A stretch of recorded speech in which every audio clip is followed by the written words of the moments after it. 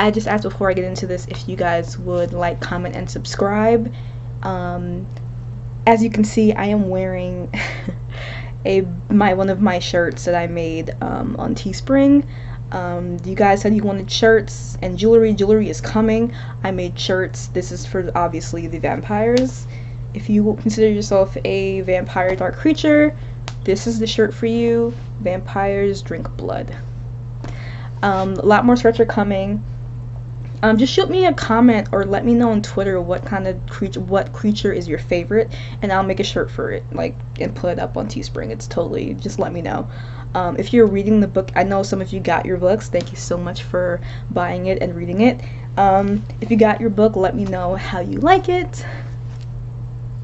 And yeah, so I'm just gonna get into this. Such a screech, you'll shake and shudder in surprise when you hear these zombies shriek. Spooky, scary skeletons and shivers down your spine. A shrieking skull will shock your soul and seal your doom tonight. Hey guys, welcome to another episode of Blood Talk, and today we will be getting into my dragons in the Dark World series. So I do have dragons in the series. There are a number of creatures that frequent the books, not just vampires.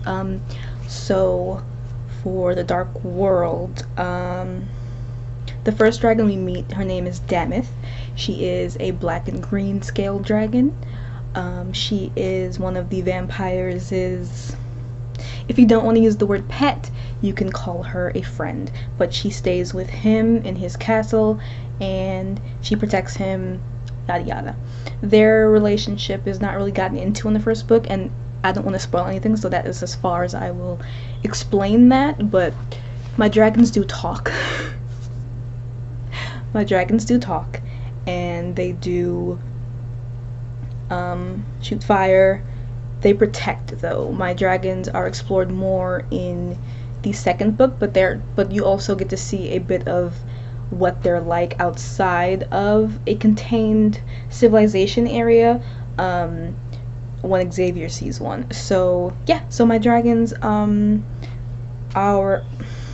they're vicious, yes, as is everything in my series, but they protect things. So I know the original lore for dragons is that they hoard gold, they guard gold. I was like, hey, in this world, wouldn't it make sense for my dragons to protect something? So if it's not a vampire or a person, which is, vampires and dragons are not common, I don't want anyone to think that is like a thing that's just everybody has a dragon in my book. No, dragons are massive.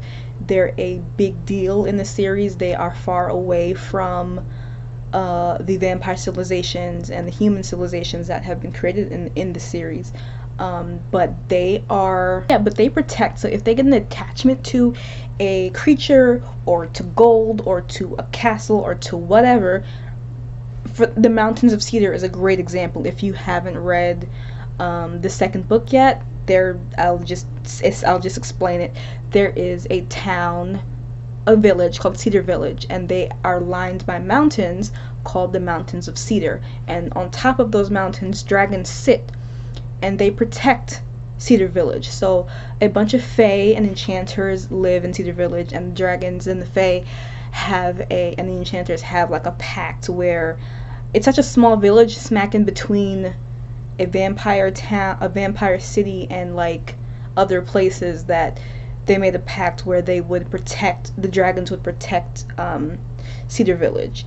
So I thought that was fun. I always go back to Cedar Village within the series. We always end up back there. I think it is a fun little town.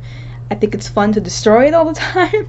My vampires definitely take refuge there a lot, and they do end up messing up things in the cute little town, and I feel bad for all the enchanters and the fae that are there, and they have to like deal with these like lichens and elite creatures and all these creatures dealing with their messing up their home. But yeah, so that's Cedar Village and the Cedar Mountain dragons.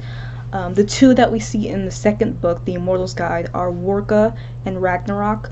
They were fun to write. I was really interested in exploring dragons more, so I'm really glad I did that in the second book, and I'm really glad that that was my favorite book to write. It was my foray into true epic fantasy. There was the hero's journey on the quest for, well, on the quest for the goblet, and you got to see more of the world. And the second book is really when the series in itself opens up, and from everything then on, everything just goes downhill.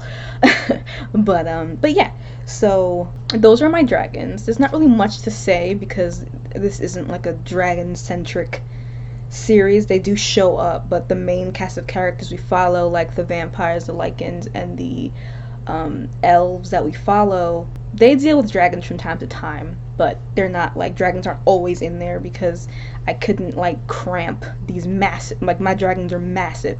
I couldn't cramp these massive characters into the main characters' journeys in a way that would make sense, in a way that wouldn't be like pandering. So I just had them be in certain scenes. So like if the vampires had to get to a certain place and there was a dragon available that was protecting a vampire town or city, they would be able to get that dragon and go fly off to wherever they need to go. I kind of explored Damien's dragon more later on in the series, but we don't really get to see as much as we'd like of her. But in the last book that I'm writing now, I have planned it out where we do get to learn the truth of their relationship, and you do get to see a bit more of the dragons. And I know there are allusions in the first book to, and throughout the series, there are allusions to the world before the vampires and lycans were created, and the dragons were a huge part of that world, and they weren't fighting with other creatures all the time, they just existed. But when the vampires and lycans were created, hint hint, it ruined the atmosphere of the world, so everything got all topsy-turvy.